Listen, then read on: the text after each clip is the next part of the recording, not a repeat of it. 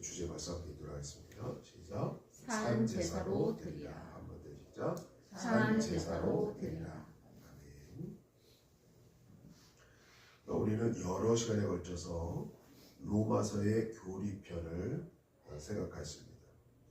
오늘부터는 로마서 12장입니다. 12장부터 16장까지는 뭐라고 그랬죠? 실천편. 그러니까 로마서 1장부터 11장까지는 교리적인 면이고 12장부터 마지막 16장까지는 우리가 어떻게 실천할 것이냐라는 실천편을 말씀합니다. 조금 전에 말씀하신 우리 함께 읽은 로마서 12장 1절로 2절은 말하자면 실천편 전체의 서론이요 대강령입니다. 지난 시간까지 생각한 교리편에서는 죄인된 우리가 어떻게 선택을 받았으며 하나님이 어떻게 우리를 부르셨고 의롭게 하셨고 성결케 하셨고 미래의 영광을 주시는지에 대해서 말씀하셨습니다. 이제 12장에서는 이것도 우리가 어떻게 하나님을 섬길까 하는 데 대해서 말씀하고 있는 것입니다. 신학자는 호레이스 알렌이라고 분이 계세요. 이분은 하나님의 뜻을 두 가지로 말하면서 그 하나는 우주적인 것이요 하나는 개인적인 것이라고 하였습니다. 하나님의 뜻이 하나는 우주적인, 그 이제 자연 섭리도 될 수 있죠. 우리가 지금 겨울이니까 춥잖아요. 이게 하나님의 뜻인 거예요. 우리가 북반구에 살고 또 지구가 23.5도 기울어져 있고 또 지구가 태양을 공전하고 있고 그래서 그 자연계 현상에 따라서 지금은 계절이 겨울에 속한 거예요. 그게 하나님의 우주적인 섭리죠. 또 하나는 나에 대한 섭리가 있다는 거죠. 우리 각 개인에 대한 하나님의 섭리가 있다는 것입니다. 그런 의미에서 오늘 생각할 본문은 어디까지나 개인적인 것으로 우리 믿는 사람 하나하나를 향해서 권면하는 말씀입니다. 로마서 12장 1절 말씀 우리 함께 들어왔습니다. 시작. 그러므로 형제들아 내가 하나님의 모든 자비하심으로 너희를 권하노니 너희 몸을 하나님의 기뻐하시는 거룩한 산 제사로 드리라. 이는 너희의 드릴 영적 예배니라. 아멘. 우리가 말씀 중에서 참 소중한 말씀 중에 한 말씀이 이 로마서 12장 1절 말씀. 우리에게는 너무 귀한 말씀입니다. 이 이상의 기록에도 특별한 요구는 없습니다. 하나님은 우리의 영혼만 구원하시는 분이 아닙니다. 우리 육신도 구원하시는 분입니다. 그러므로 모든 그리스도인들은 그 영혼이 하나님께 속해 있듯이 그의 몸도 그러하고 마음과 영으로 하나님을 섬길 수 있듯이 자기 몸으로도 하나님을 섬길 수 있는 것입니다. 우리의 몸은 성령이 거하시는 전이며 성령이 역사하시는 교회인 것입니다. 결국 성육신의 위대한 사실은 근본적으로 하나님 자신이 인간의 육신을 입기를 꺼려하지 않았고 그 육신 속에서 기거하고 그것을 통해서 역사하기를 거리끼지 않으셨다는 것을 의미합니다. 가령 예배당을 보십시오. 예배당은 하나님께 예배드리기 위해서 조성이 됐죠. 예전에는 다른 건물이었어요. 그런데 우리의 예배를 드리기 위해서 예배당을 다 만들었죠. 그래서 이 벽돌을 쌓고 또 위에 공사를 하고 다 그냥 여기 벽지를 바르고 해가지고 조성을 했죠. 예배당으로 꾸몄어요. 하늘에서 내려온 건축 자재를 가지고 지은 것이 아닙니다. 설계자의 손을 빌어서 설계한 집입니다. 그리고 기술자와 노동자의 손으로 지어졌습니다. 건축 자재가 거룩해서 거룩한 집이 아닙니다. 하나님께 바쳐주신 곳이기 때문에 이 예배당이 거룩하신 줄 아시기 바랍니다. 여기가 똑같은 그냥 자재를 지었어요. 그냥 건물이에요. 근데 우리가 이것을 예담교회로 삼고 매주 예배를 드리잖아요. 그래서 이것이 예배당이 되는 거예요. 이 안에 하나님께 거하시기 때문에 그래서 거룩해지는 거예요. 우리가 매주일 모여서 하나님을 바라고 하나님께 예배하고 은혜를 받고 그래서 예배당인 줄 아시기 바랍니다. 그래서 귀한 장소가 되는 거예요. 오늘 본문의 처음에 그러므로라는 말씀이 나옵니다. 이 그러므로라는 말씀으로 시작되는데 이 말씀은 지금까지 생각한 로마서 1장부터 11장까지를 다 말씀하는 거예요. 자, 로마서 1장부터 11장까지 쭉 교리를 말했잖아요. 우리가 어떻게 의로워지고, 어떻게 우리가 성화하고, 어떻게 우리가 구원을 받고, 또 하나님께 영화가 되는지 쭉 말씀했잖아요. 그러므로 하고 이제 새로운 구면으로 말씀이 전개가 되는 겁니다. 예수 그리스도로 말미암아 의롭게 되고 하나님의 새로운 관계를 맺었으므로 하는 말씀입니다. 그러므로 하고 우리 빨간 글씨 함께 읽겠습니다. 시작. 하나님의 모든 자비하심으로 너희를 권하노니. 자, 1장부터 11장까지 우리가 믿음으로 구원을 얻는다, 의롭게 된다, 우리가 성공할 수 있다, 영화할 수 있다. 그러므로 하나님의 모든 자비하심으로 너에게 권한다 라는 말씀입니다.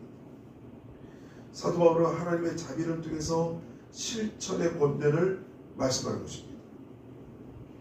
벤겔이라는 신학자는요 이런 말을 했습니다. 우리 함께 읽겠습니다. 네, 따옴표에 시작. 하나님의 자비에 올바르게 감동된 자는 하나님의 뜻에 순종하게 된다. 한 번 더 시작. 하나님의 자비에 올바르게 감동된 자는 하나님의 뜻에 순종하게 된다. 아멘. 그런 거예요. 하나님 뜻에, 하나님의 자비에 감동된 자는, 올바르게 감동된 자는 하나님 뜻에 순종하는 사람입니다. 하나님을 만난 사람은 하나님 말씀을 순종하게 된다는 거예요. 그것이 감동이라는 말로 표현된 것입니다. 오늘 본문에 너희 몸을 하나님이 기뻐하시는 산제사로 드리라 라고 했습니다. 우리 빨간 글씨 함께 읽겠습니다. 시작. 너희 몸을 하나님이 기뻐하시는 거룩한 산제사로 드리라. 아멘. 자, 실천편인데 실천의 그 첫 번째 내용은 뭐냐? 우리 몸을 하나님이 기뻐하시는 산제사로 드리라. 그걸 실천해라 라는 겁니다. 구약시대의 제사와는 대조가 되는 말씀입니다. 구약시대는 레위기 규례를 따라서 제단에서 제물을 죽여 하나님께 바쳤습니다. 사도 바울은 오늘 본문에서 구약시대의 제사와 완전히 다른 의미의 말씀을 하였습니다. 그리스도인의 생애가 그대로 하나님께 드리는 산제사를 드리라는 거예요. 나의 삶으로 제사를 드리라. 주님을 위해 한 번 죽는 순교는 어려운 것입니다. 그러나 주님을 위해서 일생을 사는 것은 더 어려운 줄 아시기 바랍니다. 주님을 위해서 한 번 죽는 것은 순교하는 건 참 어렵죠. 그래서 순교자라고 그러잖아요. 그러나 주님을 위해서 일생 사는 것은 더 어려운 거예요. 주님을 위해서 살아낸다는 거 그것 좀 어려운 것이 없는 거예요. 그러면 우리의 몸이 어떻게 산 제사로 드려질 수 있습니까? 진정한 영적 예배는 유창한 기도를 드리는 것이 아닙니다. 장엄한 의식을 드리는 것도 아닙니다. 진정한 영적 예배는 하나님께 우리 매일매일의 삶을 드리는 거예요. 진정한 영적 예배는 예배당 안에서 행해지는 어떤 행사가 아닙니다. 온 세상을 살아계신 하나님의 성도들을 보고 우리 일상 행동을 한 예배 행위로 보는 것입니다. 그럼 우리가 이와 같은 그리스도인 하나님께 영적 예배를 드리기 위해서는 어떻게 됩니까? 사도 바울은 우리에게 분명히 말씀하십니다. 로마서 12장 2절 말씀입니다. 읽겠습니다. 시작. 너희는 이 세대를 본받지 말고 오직 마음을 새롭게 함으로 변화를 받아 하나님의 선하시고 기뻐하시고 온전하신 뜻이 무엇인지 분별하도록 하라. 아멘. 우리가 하나님께 산제사를 드리려면 이렇게 하라는 거예요. 우리가 이 세대를 본받지 않고 우리가 하나님께 산제사 드리려면 로마서 12장 2절처럼 살라는 거예요. 그건 뭐예요? 너희는 이 세대를 본받지 말고 마음을 어떻게 하라고요? 오직 새롭게 하라. 또 변화를 받으라는 거예요. 그리고 하나님의 선하시고 기뻐하시고 온전하신 뜻이 무엇인지 분별하라는 거예요. 이것이 산제사의 그런 모습입니다. 우리 몸을 어떻게 산제사로 드릴 수 있습니까? 진정한 영적 예배는 유창한 기도를 드리는 것이 아닙니다. 장엄한 의식을 드리는 것도 아니에요. 진정한 영적 예배는 하나님께 우리의 매일매일의 삶을 드리는 것입니다. 세상과 그 변화해가는 형편을 따르지 말라는 것입니다. 우리는 세상을 본받아서는 안 되고 모든 그리스도인은 세상에서 변화되어야 된다는 겁니다. 세상을 본받지 말고 세상을 따르지 말고 세상에서 변하며 살라라는 거예요. 예수님께서도 너희가 거듭나지 아니하면 하나님 나라를 볼 수 없다라고 했습니다. 육신의 지배를 받으며 사는 것이 아니라 예수 그리스도의 지배, 성령의 지배를 받으며 사는 생활을 하라라는 거예요.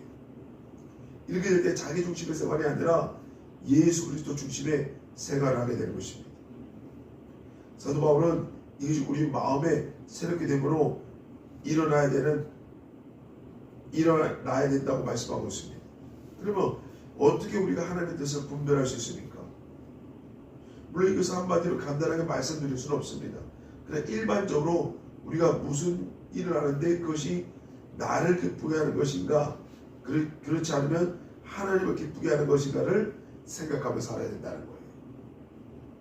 우리 그리스도인은 항상 그러므로 생각하는 사람이 되어야 됩니다.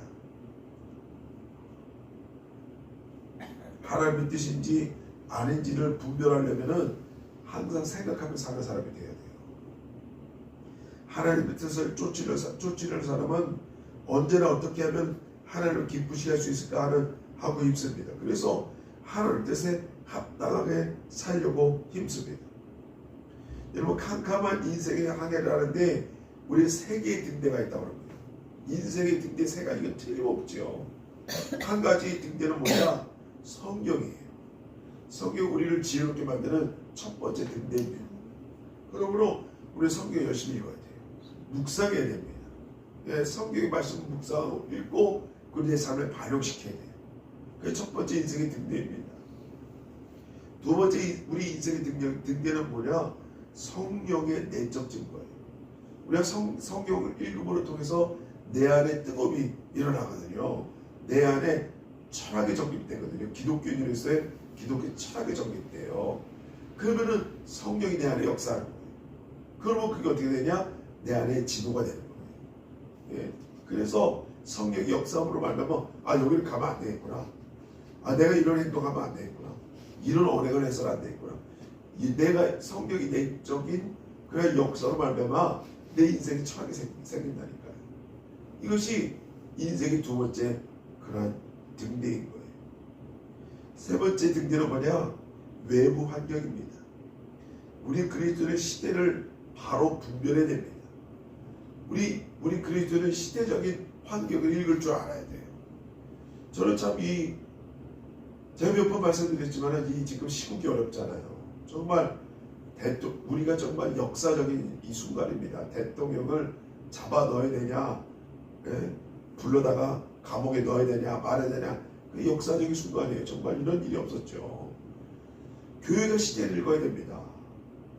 교회는 시대를 읽을 줄 알아야 돼요. 그게야 교회 역할을 하는 거예요. 예. 저는 그래서 우리 한국교회가 좀 더 시국에 밝은 그런 교회가 된다고 생각합니다. 정말 그 어떤 권력이나 그러한 것에 젖어 있으면 다시 옛날 가톨릭으로 돌아가요. 옛날에 그러한 암흑의 시대를 돌아가요. 교회는 항상 깨어 있어야 됩니다. 깨어 기도하라라고 예수께서 말씀하셨듯이 교회는 항상 깨어 있어야 됩니다. 시국에 밝아야 돼요. 우리가 하나님을 잊어버리고 멀리 떠나 살다가 무슨 일을 당하면 하나님을 호출해서 도움을 청하는 경우가 있습니다. 우리는 매일매일의 생활에서 하나님 같이 살고 같이 행해야 됩니다. 쉬지 말고 기도하라는 권면이 바로 그 말씀이라고 생각합니다. 끝으로 밖의 환경을 바로 볼 줄 알아야 됩니다. 사실 이 시대를 바로 파악하는 것도 하나님의 말씀과 성령의 인도하심을 받아야 합니다. 눈에 보이는 대로 판단하지 말아야 됩니다. 하나님 편에서 시대를 바로 보고 환경을 옳게 이해할 때 하나님 뜻에 합당하게 살 수 있게 되는 줄 아시기 바랍니다. 하나님의 말씀이 우리에게 가르치시고 성령이 우리에게 증거하고 외부 환경이 우리에게 요구할 때 우리는 확신을 가지고 나아가면서 하나님 뜻이 우리에게 이루어질 수 있도록 기도하시는 여기시 바랍니다. 이 시간에 기도하기 원합니다. 주님, 나를 인도해 주옵소서. 성경 읽음으로 말미암아 성경이 내적 증거로 말미암아 외부한 되어 잘 읽으면서 시대적인 분별할 수 있는 우리가 되게 도와주옵소서. 기도하시는 전 되시 바랍니다. 주 한번 해주시고 함께 기도하시겠습니다.